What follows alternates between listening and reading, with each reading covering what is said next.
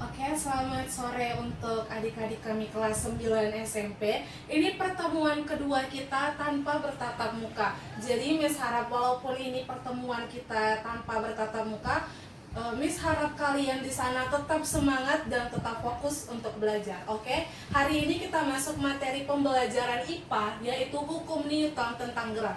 Ini materi tentang hukum Newton tentang gerak ini selalu dipertanyakan di UN. Jadi Miss harap kalian fokus di sana mendengarkan materi tentang ini, dan bila ada pertanyaan bisa kalian tanyakan melalui WA. Oke?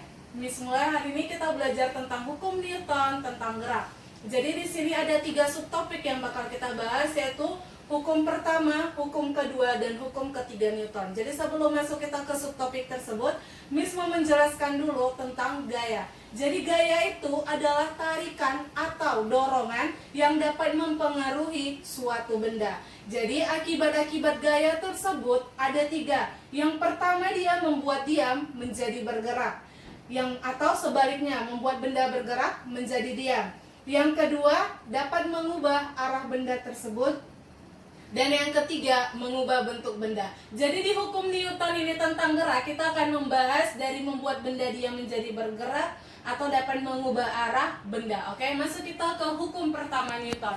Jadi bunyi hukum pertama Newton itu, benda yang diam akan tetap diam, dan benda yang bergerak lurus beraturan akan tetap bergerak lurus beraturan jika tidak ada gaya yang mempengaruhinya. Jadi kalau tidak ada gaya yang mempengaruhinya, maka benda yang diam akan tetap diam, dan kalau dia sudah bergerak lurus beraturan akan tetap bergerak lurus beraturan. Jadi kalau bergerak lurus beraturan itu artinya kecepatan dari benda tersebut tetap atau tidak ada perubahan kecepatan. Atau bisa kita tuliskan secara matematis, sigma F sama dengan 0. Jadi sigma di sini artinya adalah resultan atau jumlah gaya. Resultan atau jumlah. Jadi kalau benda diam itu ada nggak gayanya? Jadi kalau benda yang diam itu tetap memiliki gaya, yaitu gaya apa? Gaya berat dan gaya normal. Jadi gaya berat ini dipengaruhi oleh gravitasi, dan gaya normal ini adalah reaksi dari si benda tersebut. Yang besarnya sama, makanya bendanya menjadi diam. Jadi kalau benda diam itu tetap terjadi, di situ ada gaya, tetap terjadi gaya, yaitu gaya berat dan gaya normal yang besarnya sama. Jadi hukum pertama Newton itu disebut juga dengan hukum kelembaman. Jadi kelembaman itu adalah sifat benda untuk mempertahankan posisinya. Jadi contohnya itu pada saat kita naik angkot. Jadi pada saat kecepatannya tetap, maka kita diam. Jadi dan kalau dia tiba-tiba diberi kecepatan atau tiba-tiba dia diperlambat, maka posisi kita itu pada saat dipercepat tiba-tiba akan terdorong ke belakang, dan pada saat dia diperlambat akan terdorong ke depan. Itu gara-gara apa? Karena badan kita tidak siap untuk mempertahankan posisi kita yang diam tadi. Itulah dia disebut dengan kelembaman. Kita masuk ke hukum 2 Newton. Jadi bunyi hukum 2 Newton adalah percepatan pada suatu benda berbanding lurus dengan gaya yang bekerja dan berbanding terbalik dengan masanya. Jadi percepatan itu adalah perubahan dari kecepatan. Dan berbanding lurus artinya seperti ini. Kalau gaya yang bekerja pada benda tersebut besar, semakin besar, maka percepatan yang terjadi pada benda tersebut juga semakin besar. Dan bila masanya semakin besar, maka percepatannya itu dia akan semakin kecil. Itulah artinya berbanding terbalik. Karena hukum Newton ini membicarakan tentang gaya, kita balik rumusnya ini menjadi sigma F sama dengan massa dikali dengan percepatannya. Jadi sigma F itu seperti Miss bilang adalah resultan gaya. Satuannya itu diambil dari nama belakang si Newton, yaitu Newton. M itu adalah massa benda, satuannya kilogram, dan percepatan itu satuannya adalah meter per sekon kuadrat. Kita masuk ke contoh soal yang pertama. Di sini dikatakan sebuah benda dengan massa 10 kg sedang dalam keadaan diam. Lalu seseorang mendorong benda tersebut sehingga bergerak dengan kecepatan 20 meter per sekon dalam waktu 4 detik. Maka kita disuruh menghitung gaya dorongnya. Jadi kalau mengerjakan soal-soal IPA, fisika seperti ini, kita analisis dulu soalnya, apa-apa saja yang diketahui dari soal. Yang pertama adalah massa dari si benda tersebut, yaitu 10 kg. Baru kan katanya dia dalam keadaan diam. Artinya kecepatan mula-mula dari benda tersebut sama dengan 0 meter per sekon. Baru setelah diberi gaya, benda tersebut katanya bergerak dengan kecepatan 20 meter per sekon. Jadi Miss bikin di sini VT atau kecepatan airnya yaitu 20 meter per sekon dalam waktu 4 detik. Waktu itu lambangnya adalah T sama dengan 4 detik. Ditanya adalah besar gaya dorongnya, sigma F-nya.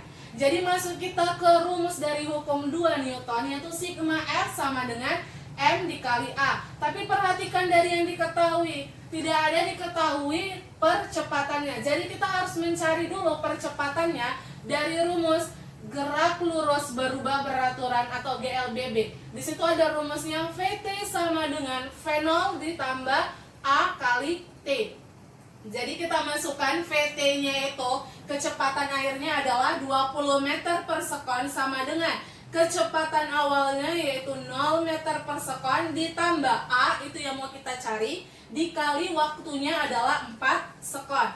Jadi 20 sama dengan 0, itu tidak usah kita masukkan lagi, berarti sisa A kali 4. Miss balikkan ya, jadi 4 dikali A. Berarti A sama dengan 20 dibagi 4, hasilnya dapat percepatannya 5 meter per sekon kuadrat. Sekarang sudah bisa kita cari sigma F-nya. Jadi masukkan ke rumus awalnya tadi, sigma F sama dengan M dikali A.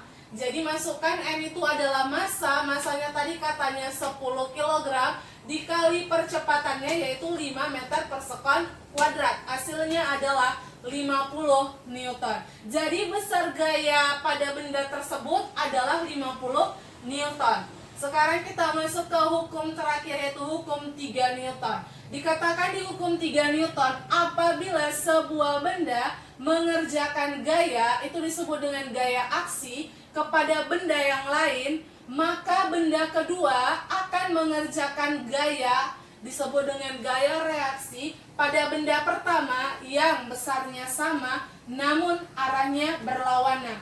Jadi kalau kita bikin dalam rumusnya, oke, jadi hukum 3 Newton dapat kita rumuskan ya, F aksi sama dengan min F reaksi. Jadi tanda minusnya ini hanya menandakan arahnya yang berlawanan. Jadi sama dengan ini, artinya besar si gaya aksi sama dengan besar dari gaya si reaksi. Kita masuk ke contohnya tadi yang seperti di gambar ini. Jadi di sini ada dua gaya yang bekerja, yaitu gaya berat dan gaya normal.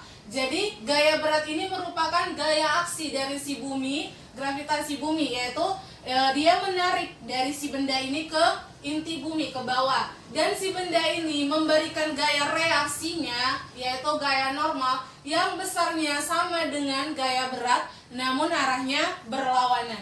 Oke, sekarang kita masuk ke contoh. Di sini dari gambar ini kita bisa perhatikan ada 3 gaya yang bekerja, yaitu 7 Newton, 5 Newton, dan 2 Newton. Jadi katanya jika massa benda 20 kg, maka hitung percepatan benda. Jadi kita masukkan dulu, seperti biasa kita analisis dulu apa yang diketahui dari soal ini. Yang pertama dia F1 2 Newton, F2 7 Newton, dan F3 5 Newton. Masanya tadi dikasih tahu 20 kg. Jadi yang ditanya adalah A atau percepatannya. Jadi di sini karena ada 3 gaya yang bekerja, kita harus mencari dulu gayanya itu. Jadi di sini perhatikan arahnya. Jadi ada 2 gaya yang ke arah kiri dan 1 gaya yang ke arah kanan. Supaya hasil dari sigma F-nya ini positif, yang ke arah kiri kita anggap positif dan yang ke arah kanan kita buat negatif. Jadi 7 Newton ditambah 5 Newton dikurang 2 Newton, hasilnya dapat 10 Newton. Kita masukkan ke rumus sigma F sama dengan M kali A. Sigma F-nya tadi 10 Newton sama dengan 20 kg dikali A. Berarti A sama dengan 10 dibagi 20. Dapat dia percepatannya setengah meter per sekon kuadrat, atau kita ubah ke dalam bentuk desimal 0,5 meter per sekon kuadrat. Oke, demikianlah materi pembelajaran kita tentang hukum Newton tentang gerak. Bila ada yang ingin ditanya, boleh melalui WA. Dan untuk kuis serta empatinya seperti biasa, Mister melalui WA. Jadi nanti jawaban untuk kuis dapat dikirim langsung melalui chat pribadi dengan Miss supaya tidak ada saling mencontek. Oke, demikian materi pembelajaran kita hari ini. Siswa IJ, sukses!